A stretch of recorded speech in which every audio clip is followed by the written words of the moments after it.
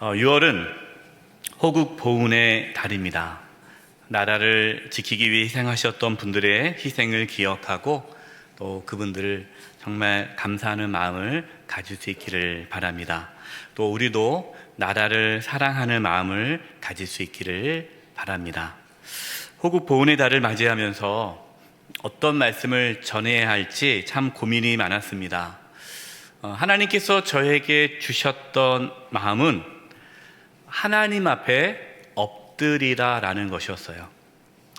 나라를 위해, 교회와 가정을 위해, 또 우리 자신을 위해 우선적으로 해야 할 것은 하나님 앞에 엎드리는 것이다 라는 것을 제 마음 가운데 주셨습니다. 그래서 6월 한 달 동안 엎드림이라는 주제로 말씀을 나누려고 합니다. 하나님 앞에 엎드릴 때에 대한민국이 살고 한국교회와 또 우리 가정이 살아납니다. 그리고 우리 자신이 살아납니다. 여러분, 하나님 앞에 엎드린 적이 있으십니까? 네. 예전에는 다 이렇게 마루 바닥에 예배를 드렸잖아요. 기도할 때도 그랬고, 그래서 이렇게 엎드려서 기도하고 무릎 꿇고 기도하고 무릎 꿇고 예배했던 적이 있었는데, 요즘에 식당 가도 다 의자를 갖다 놨어요. 식당에 그냥 바닥에 앉으라 그러면 그 식당 안 갑니다. 다 다리가 아파가지고 이제는 다 이렇게 앉아서 있어요. 예배도 우리가 아직 앉아서 편하게 예배를 드립니다. 그래서 하나님 앞에 엎드리며 기도했던 적이 언젠가라는 생각을 하게 됩니다. 여러분, 하나님 앞에 엎드린다라는 것이 어떤 의미일까요? 여러 가지 의미가 있습니다. 오늘 우리가 나눌 이 엎드림은 회개의 엎드림입니다. 회개의 엎드림. 하나님 앞에 엎드린다라는 그 첫 번째 의미는 회개입니다. 여러분, 드라마나 영화나 이런 사극 같은 거 보면 이런 하잖아요. 네가 내 죄를 아느냐? 그럼 뭐라고 그래요? 어떻게 해요? 엎드리죠. 여러분, 그 사람 중에 뻣뻣하게 서가지고 네, 죄송합니다. 네, 알죠? 그런 사람 없잖아요. 다 엎드려요. 엎드려서 사또 앞이든 왕 앞이든 그냥 벌벌벌벌 떱니다. 예, 그 엎드림. 여러분, 이것이 우리가 하나님 앞에 회복해야 할 모습이죠.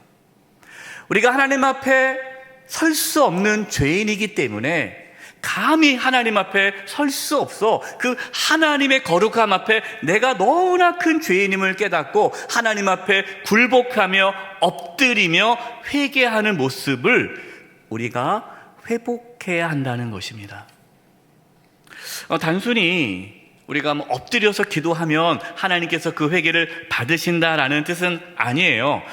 고관절이 안 좋고 무릎이 안 좋고 오신 분들은 엎드려 기도 못 하잖아요. 형식적으로 회개 기도하지 말고 철저하게 하나님 앞에 철저하게 엎드려 회개 기도해야 한다라는 말씀입니다.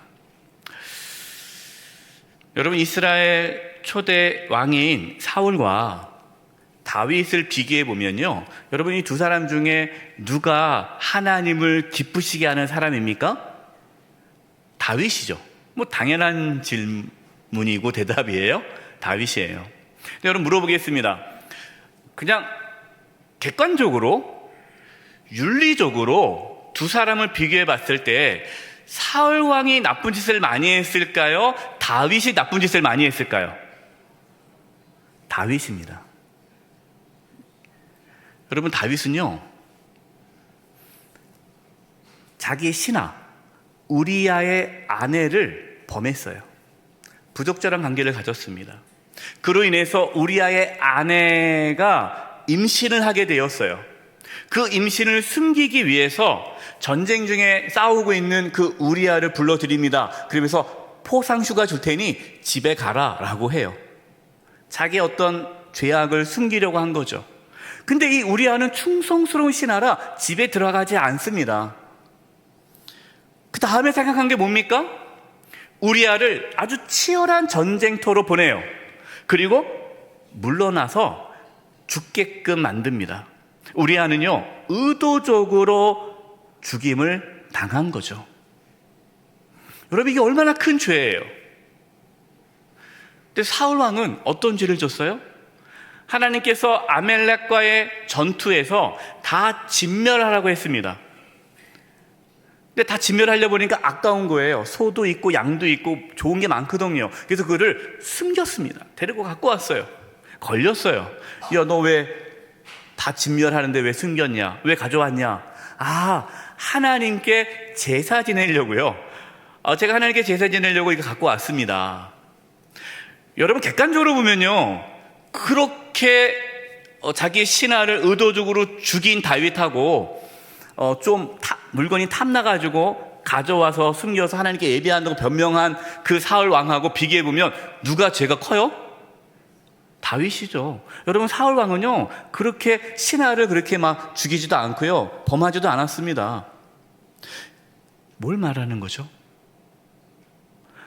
하나님께서는 우리가 하나님 앞에 어떻게 살아가느냐, 그것으로 하나님 기뻐하지 않는다라는 거예요.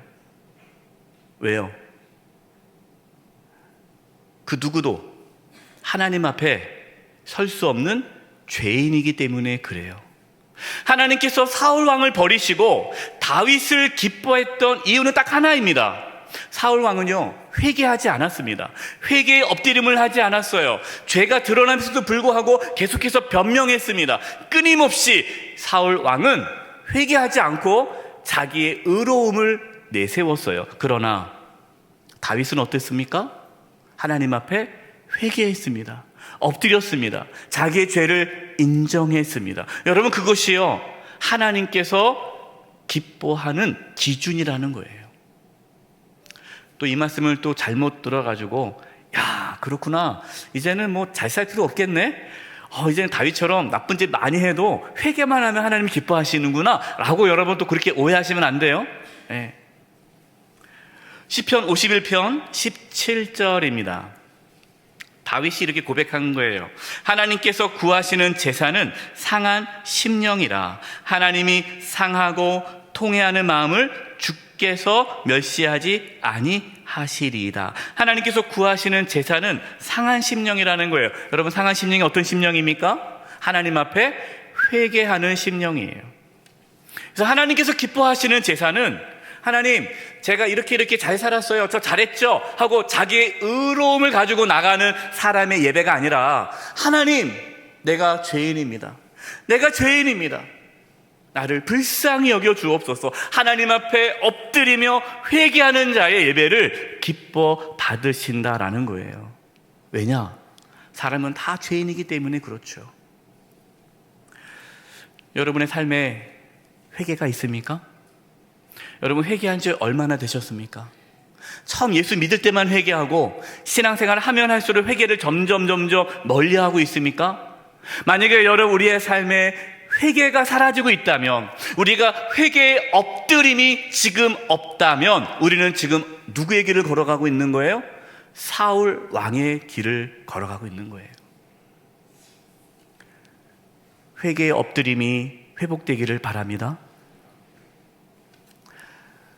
여러분, 우리의 회개의 엎드림은요, 우리 개인을 넘어 민족으로 나아가야 됩니다. 나라의 죄악을 놓고 하나님 앞에 엎드려 회개할 때에 나라는 구원을 받습니다. 오늘 함께 나눌 이 신명기 9장, 이 말씀에 그 내용이 나와 있어요. 모세가 하나님의 말씀을 받기 위해 시내산에 올라갑니다. 십계명을 받기 위해 시내산에 올라가죠. 그때 산 밑에서는 이스라엘 백성들이 무엇을 합니까? 금송아지를 만들었어요. 금송아지를 만들어서 절하고, 이 금송아지가 우리를 애굽에서 인도해내신 하나님이다 라고 합니다. 하나님께 너무너무 화가 나셨죠. 그래서 이 이스라엘을 다 진멸하고, 우상을 섬기는 이스라엘을 진멸하고 다시 하나님께 나라를 세우려고 하셨어요. 그때 모세가 어떻게 하였습니까? 오늘 본문 25절에서 27절입니다. 그때 여호와께서 너희를 멸하겠다 하셨으므로 내가, 모세죠, 여전히 40주 40야를 여호와 앞에 뭐하고? 엎드리고 여호와께 간과하여 이르되, 주 여호와여, 주께서는 큰 위험으로 속량하시고, 여러분 속량이라는 단어가 무슨 뜻이죠? 용서해달라는 거예요. 우리의 죄를 용서해달라는 거죠. 여러분, 모세는 40일 주야로 하나님 앞에 엎드리며 회개 기도를 드린 거예요. 강한 손으로 애굽에서 인도해내신 주의 백성 곧 주의 기업을 멸하지 마옵소서. 주의 종 아브라함과 이삭과 야곱을 생각하사 이 백성의 완악함과 악과 죄를 보지 마옵소서. 이 백성의 죄를 그냥 눈 감아달라는 게 아닙니다. 이 백성의 죄를 용서해달라는 거예요. 하나님은요, 그 모세의 회개의 엎드림을 보셨습니다. 그리고 그 이스라엘 민족을 용서해 주셨습니다. 여러분, 만약에 모세가 하나님 앞에 회개의 엎드림을 하지 않았더라면 이스라엘은 어떻게 되었을까요? 출애굽기 32장 9절과 10절입니다. 여호와께서 또 모세에게 이르시되 내가 이 백성을 보니 목이 뻣뻣한 백성이로다. 그런즉 내가 하는 대로 두라. 내가 그들에게 진노하여 그들을 진멸하고 너를 큰 나라가 되게 하리라. 하나님이 지겨운 거예요. 하도 말을 안 들으니까 내가 이제는 이 백성 더 이상은 가만두지 않겠다. 진멸하고 내가 다시 민족을 세울 텐데 너를 통해 다시 시작하겠다. 하나님 그럴 수 있는 분이잖아요. 여러분, 하나님이 다 쓸어버리고 노아를 통해 다시 세상을 만들지 않으셨습니까? 여러분, 하나님은 그럴 수 있는 분이세요.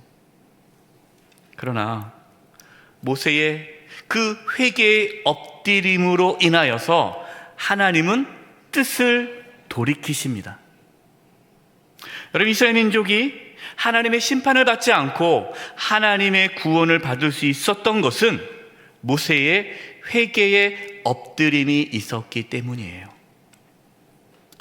여러분, 성경을 보면요, 이스라엘 민족이 그 환난과 위기 속에서 하나님의 구원하심을 경험할 수 있었던 것은 다 회개의 엎드림이 있었기 때문입니다. 그것을 여러분 창세기부터 요한계시록까지 다 말씀을 전하면 시간이 없어요. 그래서 딱 하나, 사무엘을 통해서 있었던 사건을 말씀을 나누고자 합니다. 사무엘이 태어났을 때에, 여러분 그때는 사사시대입니다. 사사시대. 이스라엘의 왕이 없었어요. 근데 사사시대는 어떤 시대냐? 이스라엘 백성들이 각자 자신의 생각대로 죄를 지었던 시대입니다. 그래서 끊임없이 이스라엘이 주변 나라로부터 공격을 받았어요. 가장 많은 공격을 한 나라가 블레셋이에요. 블레셋이 어떻게 괴롭혔냐면요, 이스라엘 백성들이 1년 내내 농사를 짓습니다. 그러면 추수하지 않습니까? 딱 추수했어요. 그럼 그때 쳐들어와서요, 추수한 곡식을 싹 가져가요. 여러분, 얼마나 이게 힘든 일이에요. 그래서 블레셋 때문에 아주 고통 가운데 있었습니다. 왜 그렇게 이스라엘 백성들이 고통 가운데 살았을까요? 그들은 회개하지 않았어요. 하나님께서 그때마다 사사들을 세워주셔서 회개하게 하시고, 회개하면 하나님이 구원하시고, 하나님이 구원하면 또 죄를 짓고, 또 죄를 지니까 하나님이 심판하시고, 심판하면 또 회개하고, 이것이 반복적으로 돌아가는 삶을 살았습니다. 그때 이제 마지막 사사로 하나님이 사무엘을 부르십니다. 사무엘은 하나님의 말씀을 듣는 자였죠. 사무엘이 이제 드디어 이스라엘의 지도자가 됩니다.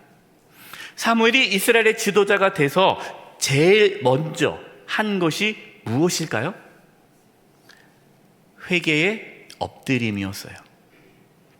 사무엘상 7장 3절과 6절입니다. 사무엘이 온 족속에게 말하여 이르되 만일 너희가 전심으로 여호와께 돌아오려거든 이방신들과 아스다롯, 이 아스다롯은 당시의 우상 신입니다. 너희 중에서 제거하고 너희 마음을 여호와께로 향하여 그만을 섬기라. 이것이 회개예요. 회개가 뭡니까? 하나님께로 돌아서는 게 회개죠. 그리하면 너희를 블레셋 사람의 손에서 건져내시리라. 이에 이스라엘 자손이 바알들과 아스다롯을 제거하고 여호와만 섬기니라. 그 다음에 5절 보세요. 이제 중요한 말씀이 나옵니다. 사무엘이 이르되 온 이스라엘은 어디로 모이라? 미스바로 모이라. 미스바. 산 장소예요. 넓은 광야 같은 곳이에요. 미스바는 뭐이라? 내가 너희를 위하여 여호와께 기도하리라 하며 그들이 미스바에 모여 물을 길어 여호와 앞에 붓고 그날 종일 금식하고 거기에서 이르되 우리가 여호와께 범죄하였나이다.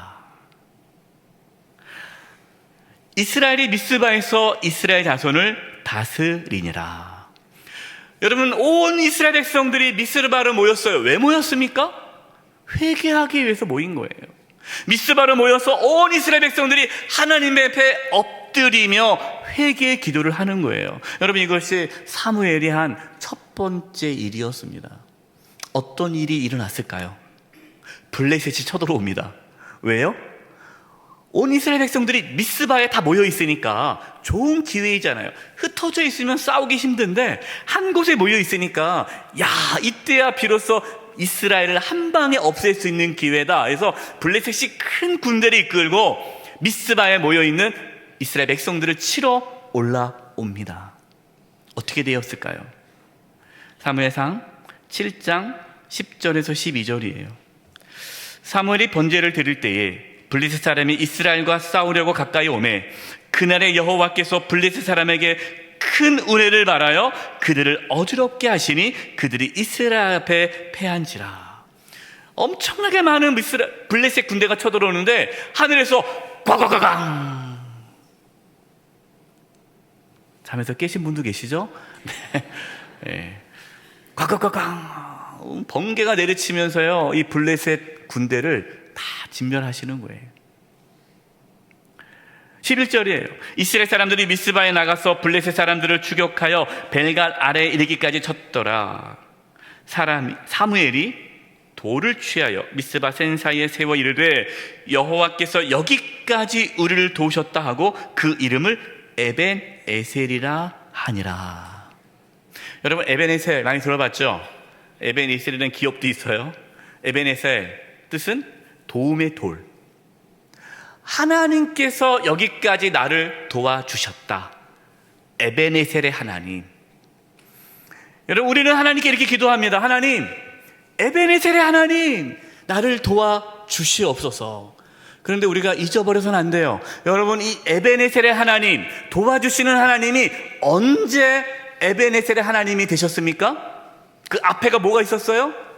회개의 엎드림이 있었기 때문에 하나님의 도우심이 나타난 거예요. 안타까운 게요, 적지 않은 성도님들이요, 하나님 앞에 회개하지는 않습니다. 하나님 앞에 엎드리지는 않습니다. 그러면서 뭐만 구합니까? 에벤에셀의 하나님만 구하는 거예요. 하나님 도와주세요. 저 이거 어려움이 있어요. 이거 도와주세요. 건강의 문제, 재정의 문제, 관계의 문제, 자녀의 문제, 가정의 문제, 직장의 문제, 사업의 문제, 모든 걸 하나님에 딱 기도해요. 하나님 도와주세요. 에벤에셀의 하나님. 근데 하나님이 안 도와주셔요. 따집니다. 하나님 왜 안 도와주세요? 에벤에셀의 하나님인데 왜 내 기도는 안 들어주십니까? 하나님 차별합니까? 따지시는 분들이 있어요. 그러면서 뭐라고 그래요? 기도해봤자 소용이 없다고. 여러분, 기도해봤자 소용이 없는 것이 아니라 뭐가 없는 거예요? 회개의 엎드림이 없는 거예요. 우리가 하나님 앞에 회개의 엎드림이 없는데 어떻게 하나님께서 도와주십니까? 죄악 가운데 있는데 어떻게 도와주십니까? 여러분, 먼저 우리가 하나님 앞에 회개의 엎드림이 있기를 바랍니다. 하나님 앞에 엎드리십시오. 그때 비로소 에벤에셀의 하나님을 만나게 되는 거예요. 사무엘상 7장 14절입니다. 블레셋 사람들이 이스라엘에게서 빼앗았던 성읍이 에글론으로부터 가드까지 이스라엘에게 회복되니 이스라엘이 그 사방 지역을 블레셋 사람들의 손에서 도로 찾았고 또 이스라엘과 아모리 사람 사이에 평화가 있었더라. 아멘. 여러분, 사무엘이 지도자가 되었을 때에 국방력을 키우지 않았어요. 온 백성이 모여서 하나님 앞에 회개의 엎드림을 한 거죠. 여러분도 오해하지 마세요. 그러니까 이제 국방이 필요 없구나. 그냥 우리가 기도만 하면 되는구나, 그건 아니에요. 국방력도 필요하죠. 그러나 우선순위를 말하는 거예요. 이렇게 하나님 앞에 회개의 엎드림을 하자, 그동안 블레셋으로부터 빼앗겼던 모든 성읍을 되찾게 되었고요, 주변 나라들이 더 이상의 이스라엘을 공격하지 않고 그 땅에 평화가 이루어졌다라는 것이에요. 하나님께서 왜 우리에게 엎드리라고 말씀하실까요? 왜 회개의 엎드림을 하라고 말씀하실까요? 하나님께서 도와주시려고 그러는 거예요. 여러분, 우리가 나라를 위해, 민족을 위해, 우리의 가정과 우리의 자녀를 위해, 한국교회를 위해 우리가 해야 할 것이 무엇입니까? 가장 중요하고 가장 우선적으로 해야 할 것은 회개의 엎드림이에요.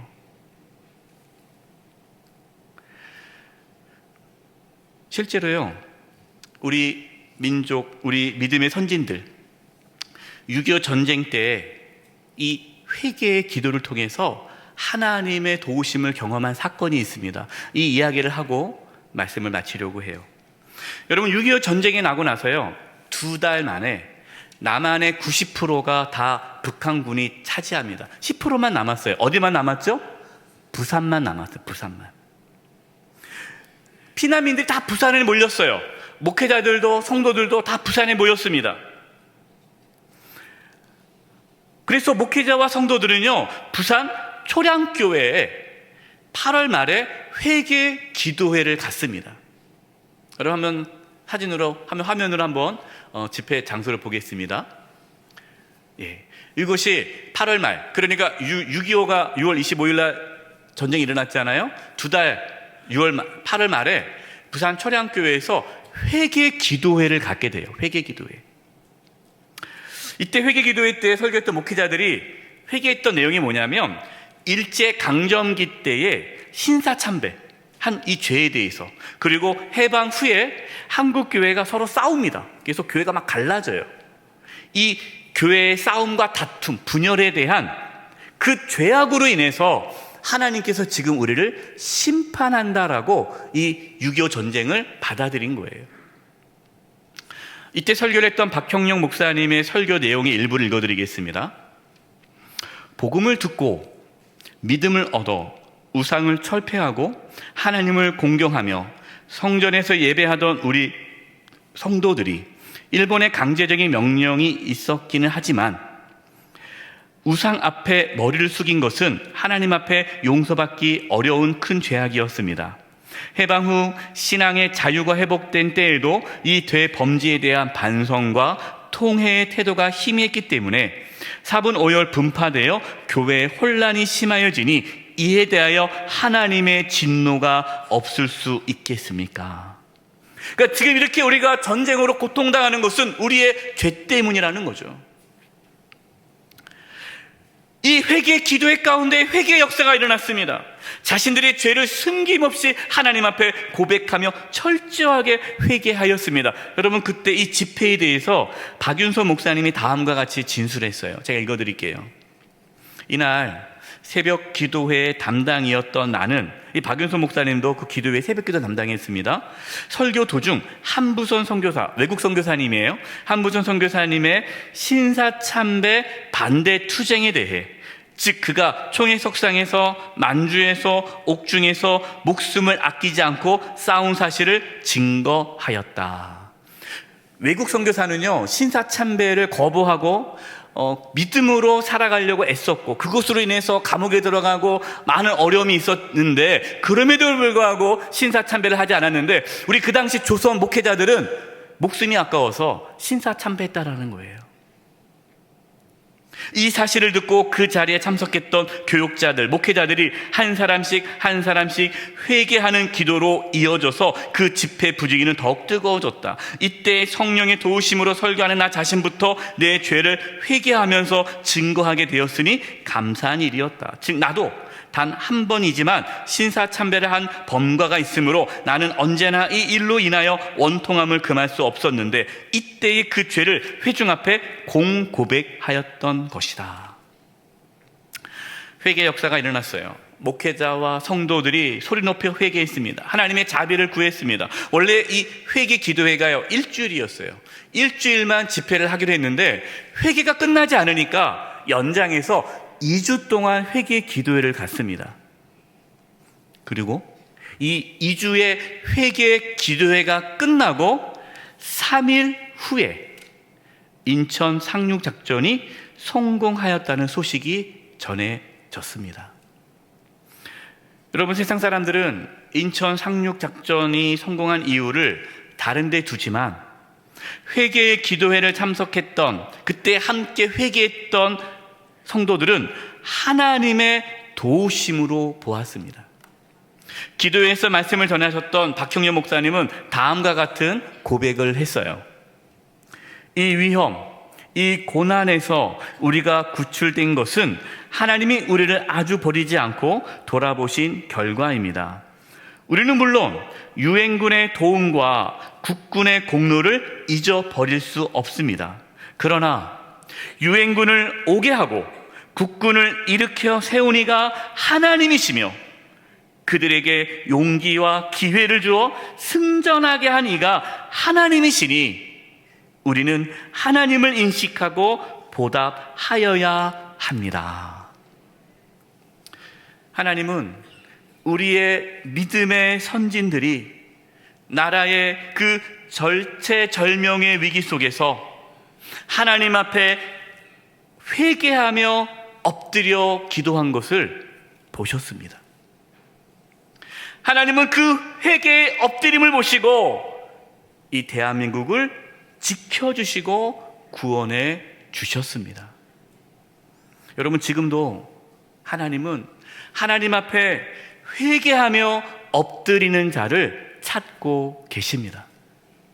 저와 여러분, 하나님 앞에 회개의 엎드림으로 대한민국, 또 한국교회, 또 우리 가정과 우리의 자녀와 우리의 삶 가운데에 하나님의 구원을 경험하는 은혜가 있기를 간절히 축원드립니다. 이제 우리 합심해서 기도하겠습니다.